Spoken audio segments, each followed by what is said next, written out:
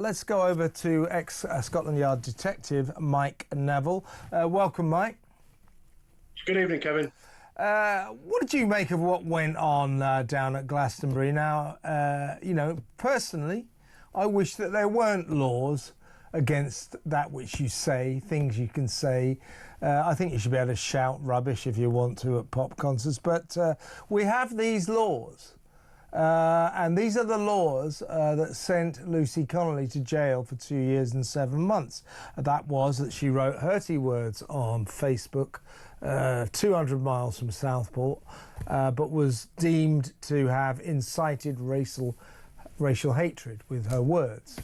Now, if you're going to have that law, and she's going to go to jail for 2 years, 7 months, what should happen to this guy from Bob Vylan, you know, who said death to the IDF, with millions of people watching on the telly and thousands of people watching live at Glastonbury under the same banner as Lucy Connolly?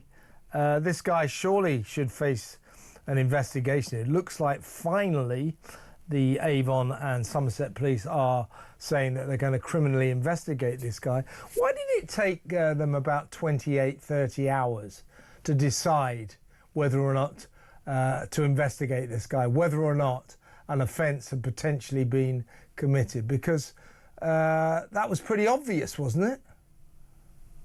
It was pretty obvious. And of course, though, we have Lord Hermer, who was saying that this idea of two-tier policing, the Attorney General thinks that's disgusting. But all this does is send out the message that this is exactly what we're talking about here, two-tier policing. Because, as you said, who said the worst thing? Lucy Connolly or this Bob Vylan pop group, or, you know, this Pascal chap who said this rant? And not only has he seemingly committed offence under the Public Order Act of 1986 of using words and using threatening words and behaviour which stir up racial hatred, you've also got an offence of broadcasting this. So anybody who's responsible for broadcasting it, so that would be the Director General of the BBC and the producers and people on the ground who broadcast this, they're also possibly guilty of an offence under the Public Order Act. Well, indeed. So, but why, in your view, did it take the cops so long to reach a decision about Bob Vylan? Because the American authorities took one look at this, you know, death to the IDF, and they said this is calling for violence against a section of the community on racial grounds. In America, we don't put up with that. Nobody who voices these kind of sentiments is allowed into this country. Therefore, we're revoking Bob Vylan's visa. So they made a decision literally within an hour, pretty much. Why did it take sort of 30 hours for the Bristol or the Avon and Somerset police to decide that possibly Bob Vylan may have stated something that's illegal, that's an incitement of racial hatred? Because all right, we must say, you know, why did it take them 30 hours? Well, because sadly, Kevin, you know as well as I do that if you spoke sort of right-wing ideas, the law will be on top of you like a ton of bricks, like we saw with Lucy Connolly. If you spoke ideas which fit in with a fashionable left-wing gadgetista sort of viewpoint, then the law can be very slow and not do much about it. And this idea of two-tier policing is really impacting on the trust and confidence in the police and the criminal justice system in this country. And every time they allow this to happen, it's a really bad thing. But the reason that it took 30 hours is because they sympathise with those views more than they do with the views of Lucy Connolly. Yeah, if Bob Vylan had stood up there and chanted, got the crowd chanting, "Death, death to the Muslim Church," then I have this suspicion that Avon and Somerset police might have moved a bit quicker. Yeah, I think the sad thing is, and I was proud to be a Scotland Yard detective, and I've always been proud of British policing. The sad thing is, Kevin, now I think you're right, and it just sends out all the wrong messages. And the whole scenario is ridiculous, isn't it? We shouldn't be having this conversation. We shouldn't have Lucy Connolly in prison, and we shouldn't have this latter-day sort of Ali G character shouting out all these silly words. We shouldn't be debating this, but we've been put in a position where the left-wing authorities want to punish people for what they say, but they only seemingly want to punish them if the words don't fit with their agenda. Indeed. Now, put the case, Mike. You're a detective on this case. You're unfortunate enough to work for the very slow-moving Avon and Somerset Police. They've given you this case, the Glastonbury case. So you've got Bob Vylan. You've got this recording of him shouting "Death, death to the IDF." He also shouted some stuff about from the river to the sea, which is arguably illegal as well, because it's effectively calling for the annihilation of Israel and the Jewish people. So that's controversial as well. So I'm sure you'd say, well, yeah, we need this. This is potentially racial incitement to violence, and therefore we need to investigate this guy properly, which is what they've lately come to decide. What about, though, the broadcaster? Because we now know, this has only come out in the last couple of hours, that Tim Davie, the Director General of the BBC, was on the scene.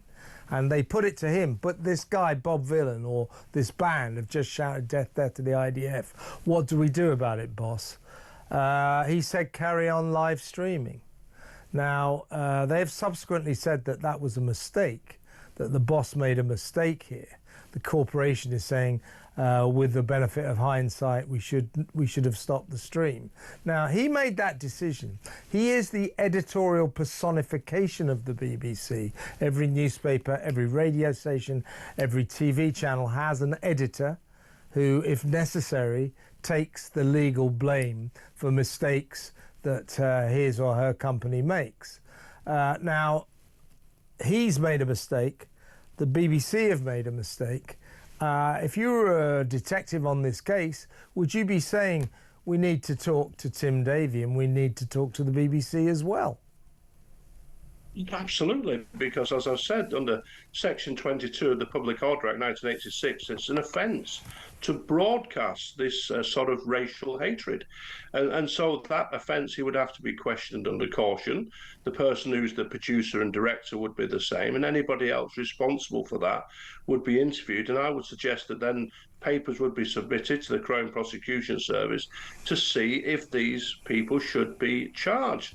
But it's not a case of that as well. It's a case of who should fall on the sword and who should be sacked.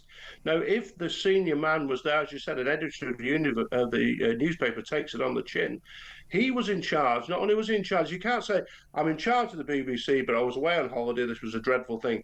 He was there at the moment when people sought his advice, and his advice was very, very badly wrong, and some absolutely wicked and dreadful things. As you said, you have from the river, from the sea, kill the IDF, and you also have rants about a former Jewish manager or something. So we know where this is going.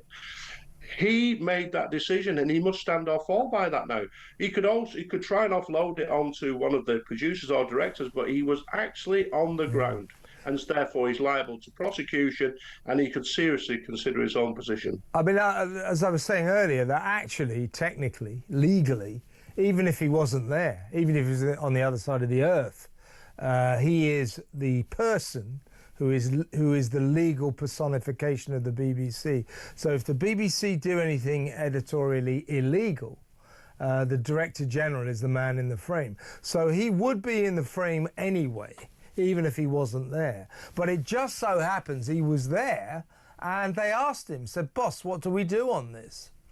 And he said, live stream, let the live stream continue. So he's responsible on two levels. First, legally he is anyway, and actually personally he was there. So I'd say he was in a bit of trouble, Mr. Davie, wouldn't you? Absolutely. You know, but the whole thing is that it's just an absolute disgrace. I just feel sorry, Kevin, for all the Jewish people, my Jewish friends, but the wider Jewish community, that they have to put up with this. It's an absolute scandal. And I mean, the great ironies of these things, you know, you've got people chanting at a music festival for supporting the people who kill people at a music festival. And then you've got the ridiculous situation where somebody who's named their band Bob Vylan, obviously taking it from Bob Dylan. Bob Dylan was a New York Jew. It's just the whole irony is collapsing, and it's just what a wicked nation we've become when people chant these vile things on TV, and it's a load to go out on TV. I agree. I was saying earlier that I think the organisers have got a lot of questions to answer as well. I mean, they're saying, oh, we're shocked about what Bob Vylan said.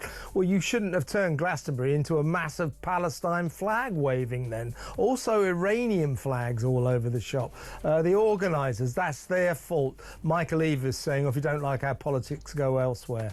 No. Mike, great to talk to you. Let's talk again soon.